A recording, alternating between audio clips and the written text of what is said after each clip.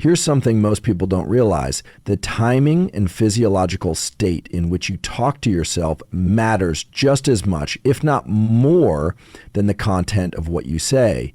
And one of the most powerful windows for influencing your brain and behavior is the first 30 minutes after waking up.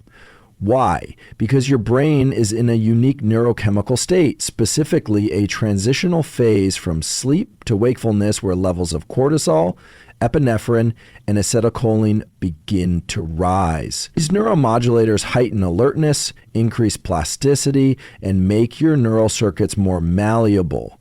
In that state, what you think and say to yourself becomes biologically sticky. Now pair that with movement, just a few minutes of walking, stretching, or light exercise.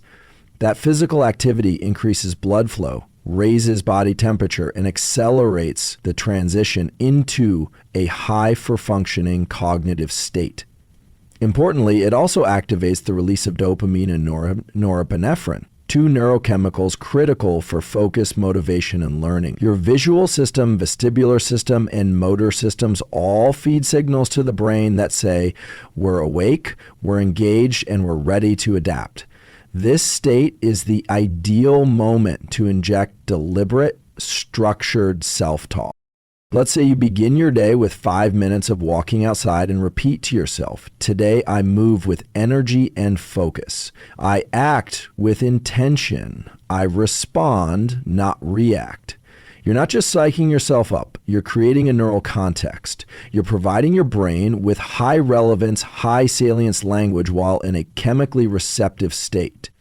Those words get coded as instructions, not background noise. They shape your perception and behavior for hours. This is because the prefrontal cortex, the area of the brain responsible for planning, decision-making, and self-regulation, is especially responsive to high salience internal dialogue when primed by movement and light exposure. You're essentially laying down the tracks for how the rest of your day unfolds. If you delay this process or let random thoughts and distractions fill that window, your brain defaults to old automatic patterns. But when you take charge early, when you anchor your system with deliberate language immediately after movement, you engage what's known as top-down control. You're telling your brain what to focus on and how to interpret challenges before the world gets a chance to decide that for you. It's not just about feeling better. It's about gaining leverage over your own neurobiology. You're not hoping to be focused. You're training your circuitry to execute focus. And it only takes minutes. That's why this practice, intentional self-talk, after movement, and light exposure is non-negotiable if you want to rewire patterns fast. It's not hype, it's neuroplasticity in real time. The combination of physiological activation and targeted internal language is a gateway to behavioral transformation. 4 days of this, and your system starts to expect it. Your baseline shifts. You're not forcing discipline, you're embodying it, all because you talked to yourself during the window when your brain was ready to listen. Here's what most people get wrong about negative self-talk. They try to suppress it. They tell themselves, don't think that, or just be positive. But suppression doesn't work, not in the brain and definitely not in the long term. What it does instead is increase activity in the very circuits you're trying to quiet, especially in areas like the amygdala and insula that govern stress, fear, and emotional intensity. When you try to shut down a negative thought, you actually give it more energy. You reinforce the loop. So the goal isn't to stop negative self-talk. The goal is to redirect it with deliberate, empowering instructions, specific phrases that cue the brain to move from rumination to action. And this works because of how the brain processes language, emotion, and meaning. When you experience stress or challenge, your body goes into a sympathetic state.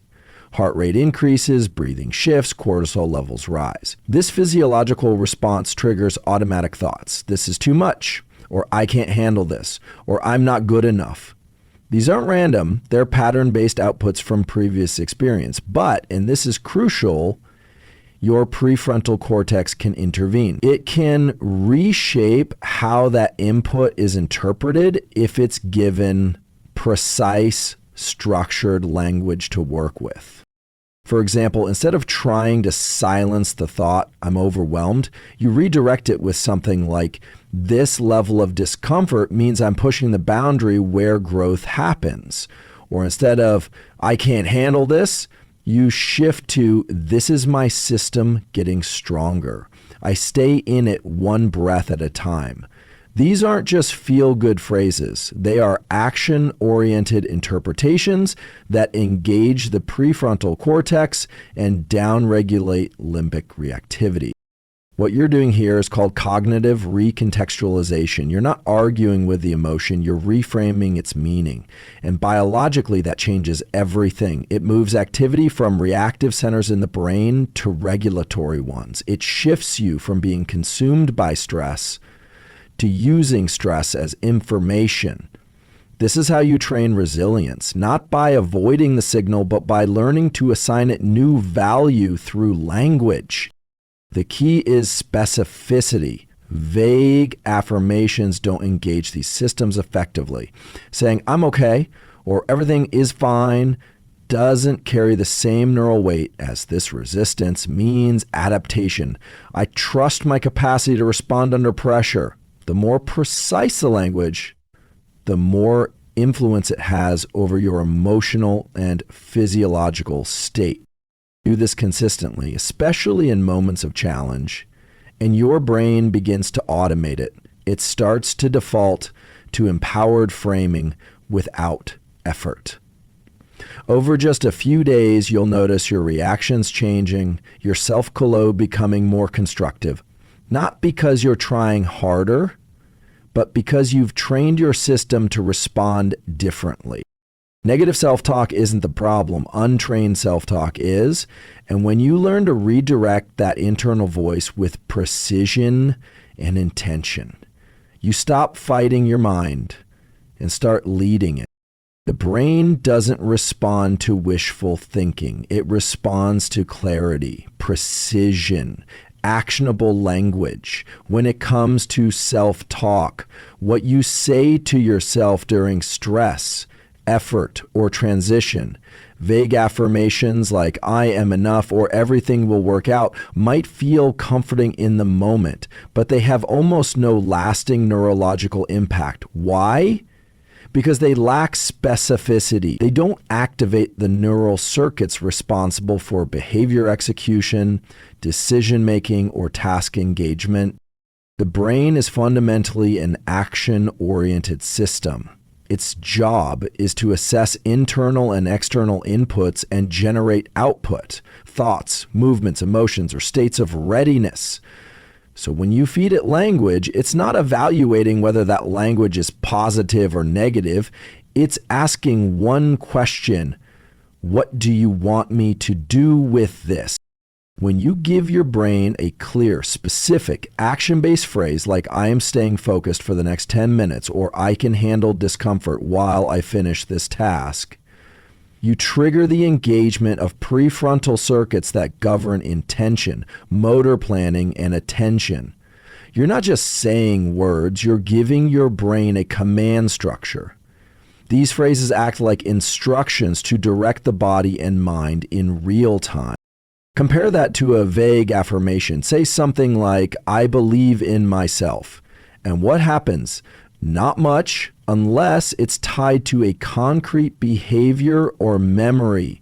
The language lacks signal. It doesn't light up the neural pathways responsible for action execution. It floats around in the abstract layers of the brain that don't impact behavior. This is why so many people say affirmations daily and see no shift in their outcomes, because the words don't create a directional map for the nervous system to follow. Let's go a level deeper. When you use clear, behavior-linked language, you also engage the dopaminergic system, the set of circuits tied to motivation and reward. A phrase like, I take one step forward no matter what, cues the brain to anticipate a challenge and generate energy to meet it. That micro shift releases dopamine, which increases your capacity for focus and reduces the weight of friction. You're now in a loop of action and reinforcement driven by clarity of language. Another key point, the more consistent your phrasing, the more efficiently the brain responds. Repetition builds automaticity. Just like a practiced movement becomes muscle memory, a practiced internal phrase becomes a neural shortcut. You no longer have to talk yourself into it. Your brain learns the pattern and initiates the desired state automatically. That's where real change happens. So if you want your self-talk to change your life, strip out the fluff. Stop trying to feel good and start giving your brain clarity. Replace I've got this with I stay in it until it's done. Replace I trust the process with right now I focus only on the next rep. That's the language your brain knows what to do with. That's the language that rewires behavior.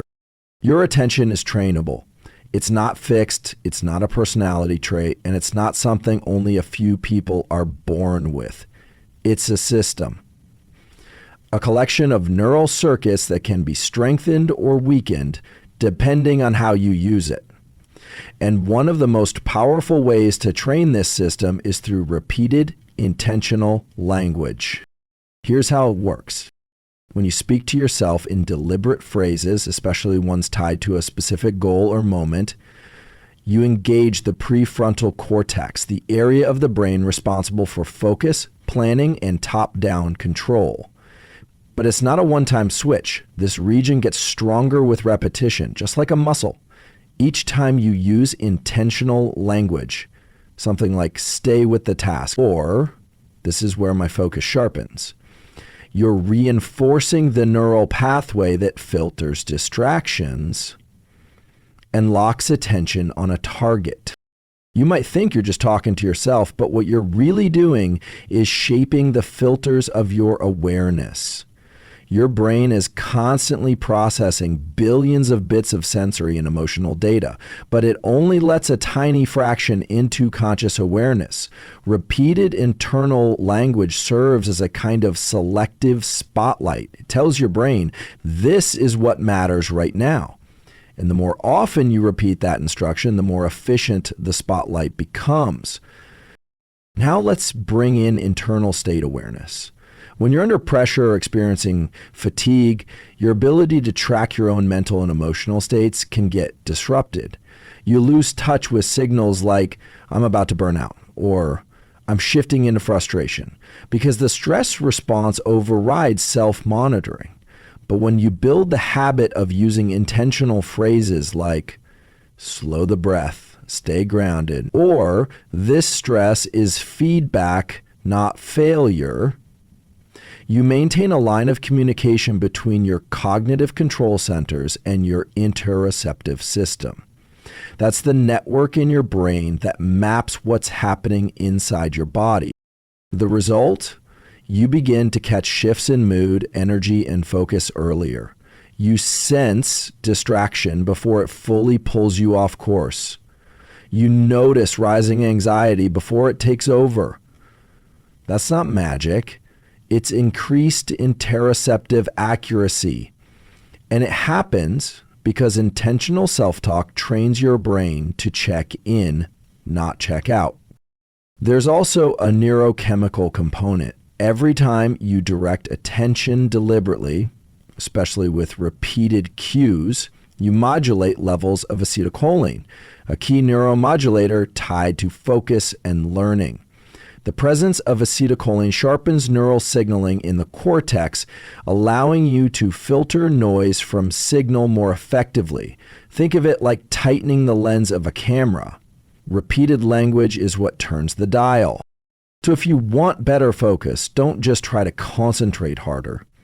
Train the system. Use the same phrase, short, actionable, precise, again and again throughout your day. Over time, it becomes a cue, a trigger, a stabilizer. You're not just managing your attention, you're reshaping the machinery behind it, one phrase at a time, one rep at a time. When you talk to yourself, you're not just dealing with thoughts. You're directing traffic between two of the most important systems in your brain, the limbic system and the prefrontal cortex. And that connection determines how well you regulate your emotions under stress, challenge, or uncertainty. Let's break this down. The limbic system, particularly the amygdala, is the part of your brain that scans for threat, assigns emotional intensity, and triggers fast physiological reactions like fear, anger, or shutdown. It's fast, reactive, and often unconscious. The prefrontal cortex, on the other hand, is slower, more deliberate. It evaluates, plans, and regulates. When emotional regulation is working well, these two systems are in communication. The limbic system signals something important is happening, and the prefrontal cortex helps you interpret that signal and respond intelligently. Here's where self-talk enters the picture. When you use structured, intentional language like "I'm in control of how I respond," or "this is effort, not failure," you're not just calming yourself down, you're activating neural circuits in the prefrontal cortex that talk back to the limbic system. You're giving your brain an interpretive frame to reassign emotional meaning. This back and forth, called top-down regulation, is one of the core mechanisms behind emotional resilience. Without deliberate self-talk, the limbic system often overrides the prefrontal cortex. You feel flooded, you react impulsively, but when you layer in precise language during emotionally charged moments, you enhance the signal from the prefrontal cortex, which begins to inhibit limbic overactivity. Functional MRI studies show that when people use emotion labeling or reframing statements, amygdala activity decreases and prefrontal activation increases. So what does this mean practically? It means when you hit frustration and say, "This is a test of regulation," slow the breath, stay focused, you're building a literal bridge between emotional intensity and executive control. And the more you do it, the stronger that bridge becomes. You create a feedback loop.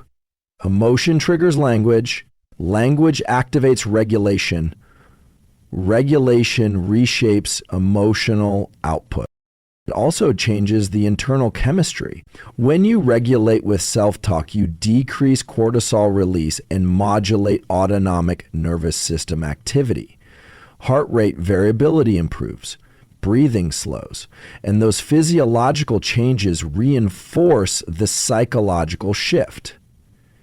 You're not just feeling better, you're changing the inputs that determine your next mental state. Over time, this becomes automatic. The prefrontal cortex becomes faster at stepping in, the limbic responses become more measured, and you begin to trust your own internal regulation. You don't get thrown off as easily. You recover faster.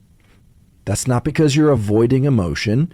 It's because you've trained your brain to interpret and manage it with intention. So next time you feel overwhelmed, don't shut it down. Talk to it. Name it. Redirect it. Because that internal dialogue is not just noise. It's a regulatory signal that determines who's in control, the reaction or the response. The idea that 4 days of deliberate self-talk could change your life might sound exaggerated until you understand what actually happens in the brain across that short time span. Because when you repeat specific, structured internal language over a period of just a few days, you're not just changing your mindset, you're changing perception, attention, and behavior at a neurological level. And it happens faster than most people realize. Let's start with plasticity. The brain's ability to rewire itself, neuroplasticity, isn't just something that occurs during childhood. It happens throughout life, but only when certain conditions are met. For plasticity to occur, the brain needs focused attention, emotional relevance, and repetition. Deliberate self-talk checks all three boxes. It's focused, it's emotionally engaging, especially when used during stress or challenge. And when repeated, it begins to encode new associations in the circuits responsible for how we perceive ourselves and the world. Day one, the phrases might feel awkward. You might say things like, I lean into discomfort, or I control my response, and feel a gap between the words and your lived experience. That's normal. But what's happening beneath the surface is a shift in salience. You're telling your brain what to prioritize. The reticular activating system, the part of your brainstem that filters sensory and cognitive input, starts to elevate the relevance of those words. Your attention subtly begins to align with your language. By day 2 and 3, you've begun to build new patterns. Synapses between prefrontal areas and the systems governing emotion and motor output start firing together more consistently. You say, I move with focus. And the circuits involved in posture, breath, and gaze adjust accordingly. These are not metaphors. These are physiological recalibrations driven by top-down input. The more you repeat the phrasing, especially in key emotional windows, like morning transitions, pre-effort states, or moments of resistance, the stronger those connections become. By day 4, you're no longer just repeating phrases. You're initiating new perceptual frames. You don't just notice challenge, you interpret it differently. A moment that would normally trigger doubt or avoidance now activates a practiced internal script. This is the cue to lean in. And because the neural circuits have been primed across multiple days, the response is faster, more automatic. Your baseline shifts. This isn't about placebo. This is about circuit level change. Visual attention, auditory perception, internal sensation, they all get filtered through the language structures you've been reinforcing. Your entire sensory and behavioral architecture begins to align with the self-directed signals you've installed. What you say to yourself over 4 days repeatedly and with precision becomes a kind of operating system upgrade. You don't eliminate stress or discomfort. You rewire the way your brain interprets and responds to them. And that shift, though subtle at first, creates compounding momentum. It's not about feeling different. It's about functioning differently. 4 days of deliberate self-talk gives your brain enough pattern exposure to start learning. And once that learning begins, the system starts running itself. So here's what this all comes down to. You are not at the mercy of your thoughts. You are training them. You're shaping your brain circuitry with every word you speak internally. When you align that inner dialogue with precision, repetition, and timing, you're not just shifting your mindset, you're rewiring your nervous system. This isn't motivational fluff, it's applied neuroscience. Your self-talk isn't background noise, it's the instruction manual your brain uses to filter reality, manage emotion, and drive behavior. And in just 4 days of consistent, structured language, you can begin to see measurable changes, not just in how you feel, but in how you act, how you focus, how you recover, and how you lead yourself through challenge. This is the starting point for transformation. It's not about being perfect or forcing positivity. It's about building a system, one phrase at a time, that trains your brain to work for you, not against you. The choice is simple. Leave your internal voice to randomness or make it your most powerful tool. Speak with clarity, speak with intention, and watch what happens.